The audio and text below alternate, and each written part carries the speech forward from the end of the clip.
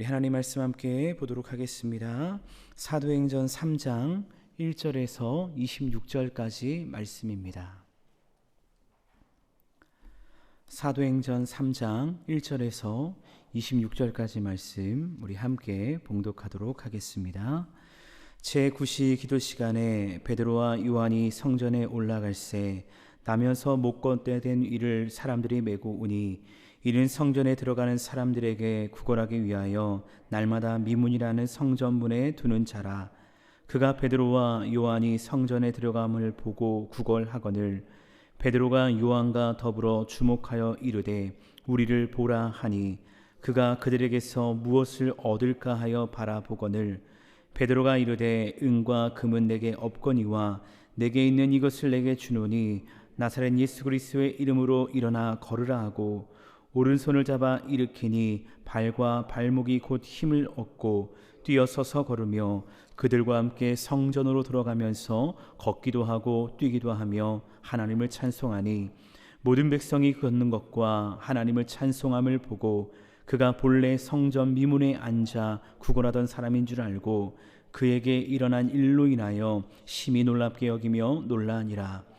나은 사람이 베드로와 요한을 붙잡으니 모든 백성이 크게 놀라며 달려나아가 솔로몬의 행각이라 불리는 행각에 모이거늘 베드로가 이것을 보고 백성에게 말하되 이스라엘 사람들아 이 일을 왜 놀랍게 여기느냐 우리 개인의 권능과 경건으로 이 사람을 걷게 한 것처럼 왜 우리를 주목하느냐 아브라함과 이삭과 야곱의 하나님 곧 우리 조상의 하나님이 그의 종 예수를 영화롭게 하셨느니라. 너희가 그를 넘겨주고 빌라도가 놓아주기를 결의한 것을 너희가 그 앞에서 거부하였으니 너희가 거룩하고 의로운 일을 거부하고 도리어 살인한 사람을 놓아주기를 구하여 생명의 주를 죽였도다. 그러나 하나님이 죽은 자 가운데서 그를 살리셨으니 우리가 이 일의 증인이라. 그 이름을 믿음으로 그 이름이 너희가 보고 아는 이 사람을 성하게 하였나니 예수로 말미암아 난 믿음이 너희 모든 사람 앞에서 이같이 완전히 낫게 하였느니라. 형제들아 너희가 알지 못하여서 그리하였으며 너희 관리들도 그리한 줄 아노라. 그러나 하나님이 모든 선자의 입을 통하여 자기의 그리스도께서 고난받으실 일을 미리 알게 하신 것을 이와 같이 이루셨느니라. 그러므로 너희가 회개하고 돌이켜 너희 죄 없이함을 받으라.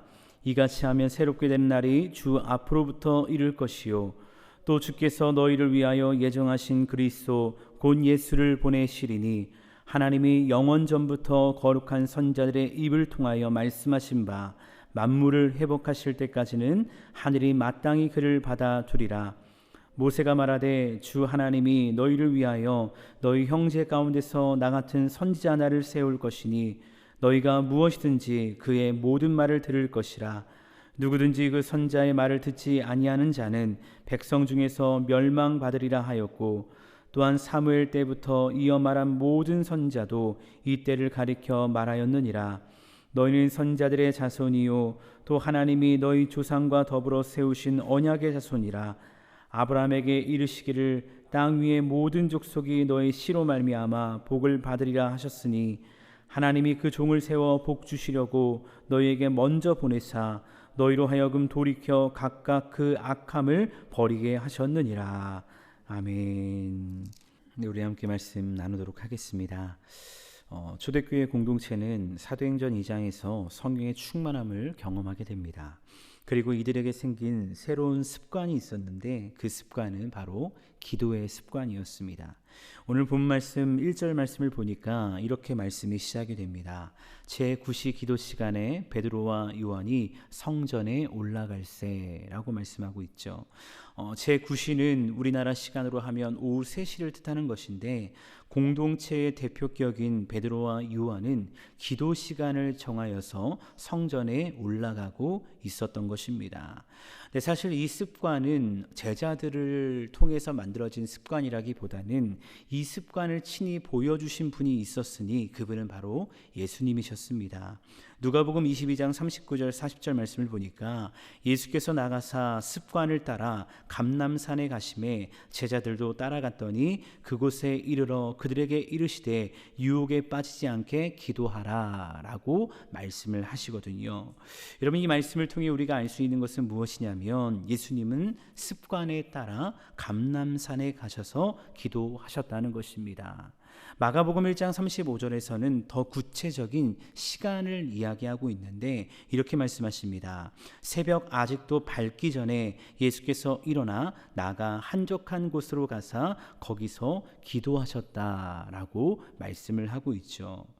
여러분, 예수님은 하나님의 아들이시지만 기도하기를 쉬지 않으셨습니다.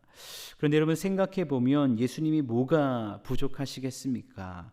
그렇다면 예수님이 이렇게 장소와 시간을 정하여서 기도하신 이유가 무엇일까라고 생각하면 그 이유는 이 기도의 습관을 제자들에게 친히 보이시고 가르치기 위함이었다는 것을 우리는 알게 된다는 것입니다.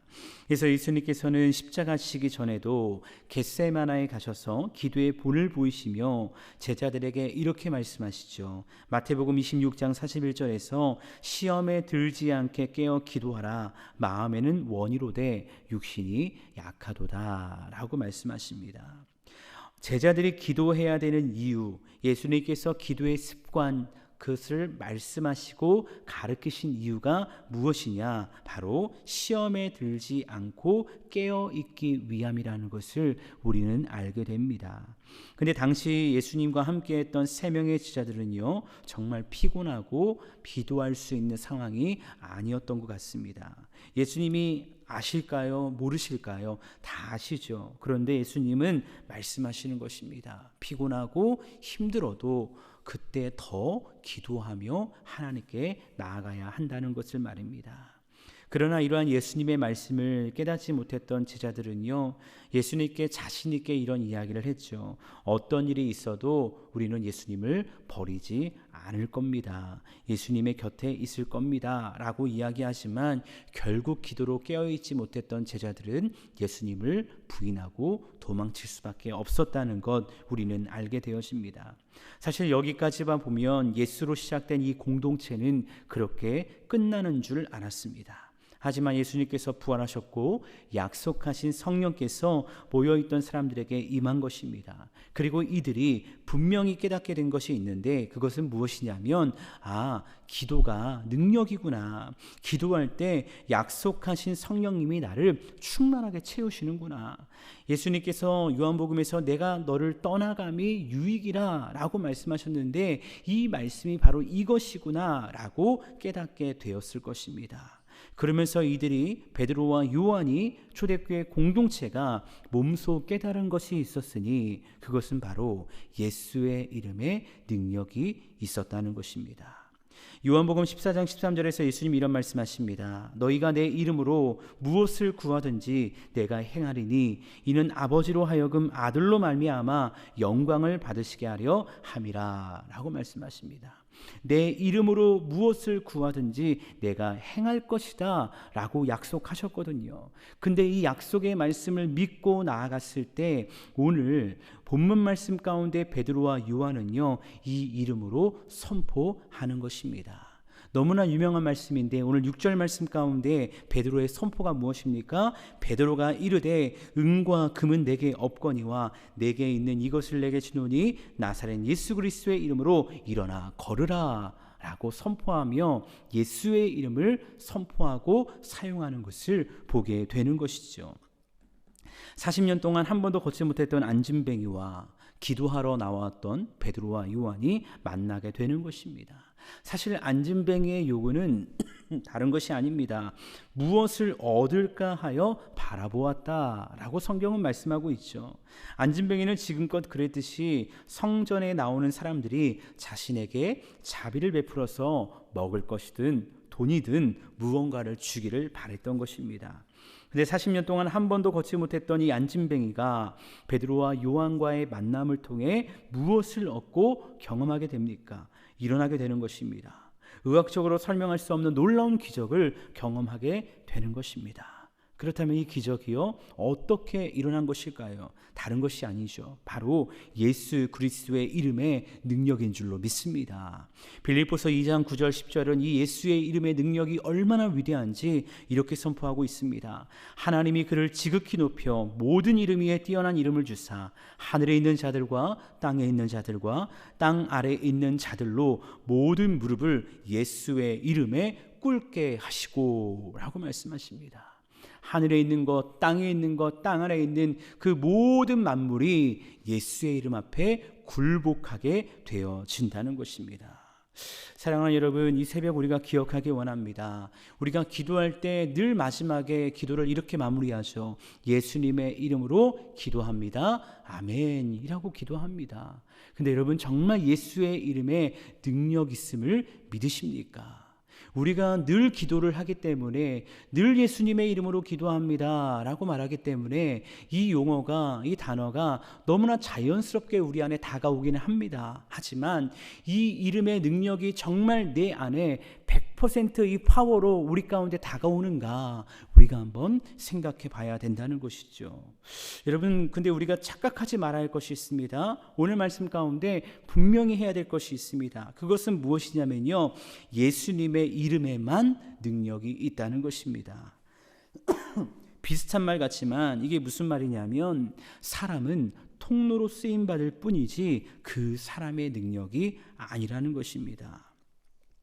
여러분 혹시 주변에 아니면 유튜브 채널을 통해 예수의 능력이 자신의 능력인 것처럼 마치 자신의 거룩과 의를 통해 나타나는 것처럼 거짓 행세를 하고 다니는 사람이 있다면 여러분 기억하십시오. 그것은 마지막 때 미혹의 영을 따라가는 거짓의 영이라는 것입니다. 우리가 분별해야 된다는 것입니다. 예수의 이름으로 능력이 나타났다면 예수의 이름이 드러나야 하는 것입니다. 이것이 분명한 영적인 공식이라는 것이죠. 예수의 이름으로 능력이 나타났는데 그것이 나의 영광이 되고 나의 능력이 된다면 문제가 일어나는 것입니다. 오늘 말씀에서 이 기적의 사건을 본 수많은 사람들이 놀랍니다. 왜 놀라게 될까요? 베드로와 요한을 보며 놀라는 것입니다. 이들이 어떻게 이런 기적을 나타낼 수 있지라고 하면서 솔로몬 행각에 그들이 함께 모이게 되는 것입니다. 그리고 베드로와 요한을 집중하는 것이죠. 그러니까 깜짝 놀란 베드로가 그들을 향해 무엇이라 말하는지 아십니까? 12절 말씀입니다. 베드로가 이것을 보고 백성에게 말하되 이스라엘 사람들아 이 일을 왜 놀랍게 여기느냐? 우리 개인의 권능과 경건으로 이 사람을 걷게 한 것처럼 왜 우리를 주목하느냐? 라고 너무 놀라가지고 우리를 주목하지 말아라 라고 말하는 것입니다. 우리 개인의 권능과 경건으로 이 사람을 걷게 한 것처럼 우리를 대단한 사람으로 우러러보지 말라는 것입니다. 그러면서 베드로는 이 기적을 통해서요 예수 그리스도를 드러내고 증거하는 일에 앞장서게 되는데 16절 말씀에서 이 기적이 어떻게 일어났는가를 이렇게 증언합니다. 그 이름을 믿음으로 그 이름이 너희가 보고 아는 이 사람을 성하게 하였나니 예수로 말미암아 난 믿음이 너희 모든 사람 앞에서 이같이 완전히 낫게 하였느니라 라고 선포하는 것입니다. 베드로는 16절 말씀을 통해 이 기적이 일어난 분명한 이유를 말하는데 이 말씀 속에 그 이름을 믿음으로 그 이름이 예수로 말미암아 난 믿음이라고 하면서 예수의 이름에 능력이 있음을 분명히 선포하는 것이죠. 사랑하는 여러분, 이 말씀을 통해 우리가 알 수 있는 것은 무엇입니까? 먼저는요 베드로와 요한에게 예수의 이름에 대한 믿음이 충만했다는 것입니다. 그리고 그 믿음으로 안진뱅이를 일으키는데 7절 말씀을 보니까 베드로가 안진뱅이의 오른손을 잡아 일으키지 않습니까? 근데 저는 이 말씀을 보면서 이런 확신이 들었습니다. 안진뱅이에게도 예수에 대한 믿음이 있었기에 자신의 오른손을 잡는 베드로를 뿌리치지 않고 베드로를 따라 함께 일어난 것이란 말입니다. 그러니까 어떤 일이 일어납니까? 발과 발목이 곧 힘을 얻어 뛰어서서 걸으며 그들과 함께 성전에 들어가면서 걷기도 하고 뛰기도 하며 하나님을 찬송하는 놀라운 기적의 역사가 일어나게 되었다는 것입니다. 그리고 베드로는 이 기적의 현장을 발판 삼아서 모여있는 회중들을 향해 무엇을 선포하냐면요 예수 그리스도의 복음을 선포하며 나아가는 것입니다. 사도행전 2장에서 성령의 충만함을 경험한 베드로가 회중을 향해 복음을 외쳤던 것처럼 베드로는 하나님이 허락하신 이 기회를요 놓치지 않습니다. 나를 위해서 사용하지 않습니다. 다시 한번 하나님 나라의 복음의 확장을 위해서 이 기회를 선하게 사용하는 것을 보게 되어진다는 것입니다. 그래서 오늘 19절 말씀 가운데 베드로가 모여있는 수많은 사람들을 향해서 이렇게 선포합니다. 그러므로 너희가 회개하고 돌이켜 너희 죄 없이함을 받으라. 이같이 하면 새롭게 되는 날이 주 앞으로부터 이를 것이요 라고 선포합니다. 베드로는 무엇을 회개하라 라고 말하는 것일까요? 베드로는요 오늘 본문이 길기 때문에 다 설명할 수 없지만 이들의 잘못을 정확하게 지적하고 있는 겁니다. 그렇다면 모여있던 사람들의 잘못이 무엇일까요? 그 잘못은요 13절에서 15절 말씀에 분명히 지적하고 있는데 이렇게 말씀합니다. 너희가 그를 넘겨주고 빌라도가 놓아주기를 결의한 것을 너희가 그 앞에서 거부하였으니 너희가 거룩하고 의로운 일을 거부하고 도리어 살인한 사람을 놓아주기를 구하여 생명의 주를 죽였도다 라고 모여있던 사람들의 잘못, 그들이 행했던 그 악한 죄에 대해서 분명히 지적하고 있는 것입니다. 그 모여있던 사람이 누구이기 때문에 그럴까요? 빌라도 앞에 섰을 때 바라바를 풀어주고 예수를 죽이라고 외쳤던 사람이 바로 그 사람들이었습니다.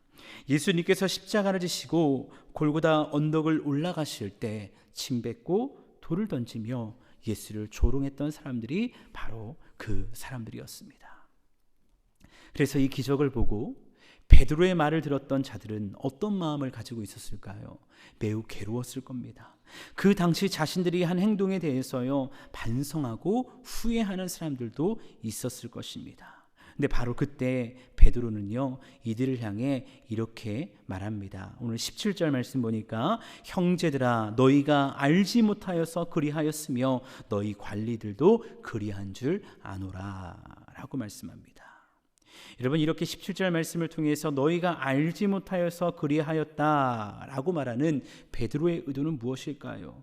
그렇기에 깨닫게 된 지금 돌이키려는 마음을 주신 그 지금 바로 회개하라는 것입니다. 그리고 죄 없이 함을 받으라는 것입니다. 그렇게 하면 19절 말씀처럼 새롭게 되는 날이 주 앞으로부터 이를 것이고 주 예수 그리스도를 말미암아 영원한 생명을 누리는 그리스도인이 된다는 것입니다. 결국 이들에게 들려진 이 메시지는요 너무나도 분명하고도 정확한 복음의 메시지로 기쁜 소식의 메시지로 들리게 되었을 것입니다. 회개하고 돌이키면 너희가 새롭게 될 것이다. 너희의 과거에 대해, 너희의 죄악에 대해, 너희의 무지함에 대해 하나님 더 이상 묻지 않을 것이다. 지금이 기회다 라고 선포되는 이 복음의 메시지 앞에서 이들은 변화되기를 갈구하며 하나님께 나아갔을 것입니다. 사랑하는 여러분, 이 모든 것을 행한 모든 근본적인 원인이 이유가 어디에 있습니까? 바로 예수 그리스도의 이름에 있는 줄 믿습니다. 예수 그리스도의 이름을 의지하고 믿을 때 안진뱅이가 일어나 걷게 되고 뛰게 되며 하나님을 찬송하는 겁니다. 예수 그리스도의 이름을 의지하고 믿을 때 죄사함을 받고 새롭게 태어나게 되는 것입니다. 근데 여러분 지금 우리의 모습 오늘 말씀을 의지하여 봤을 때 어떠한지 한번 생각해 보기 원합니다. 특별히 우리가 사도행전 말씀을 주일마다 담임 목사님 말씀을 통해 듣기도 하고요. 또 2달 동안 5월과 6월 2달 동안 이 사도행전 말씀을 묵상하며 나아갈 것입니다. 근데 이 사도행전 말씀을 통해 스스로 질문해 보기 원합니다. 나는 지금 예수의 이름의 능력을 믿고 주와 동행하고 있는가? 그 예수의 이름의 능력으로 하나님 나라를 증거하는 복음의 통로로 쓰임받고 있는가? 사도행전에서 역사했었던 그 예수의 이름이, 예수의 능력이 오늘도 우리 가운데 임하기를 원하는데 그 예수의 능력과 이름을 나는 정말 믿고 따르고 있는가? 질문하며 이 말씀 앞에서 우리의 신앙이 점검되어지기를 원합니다.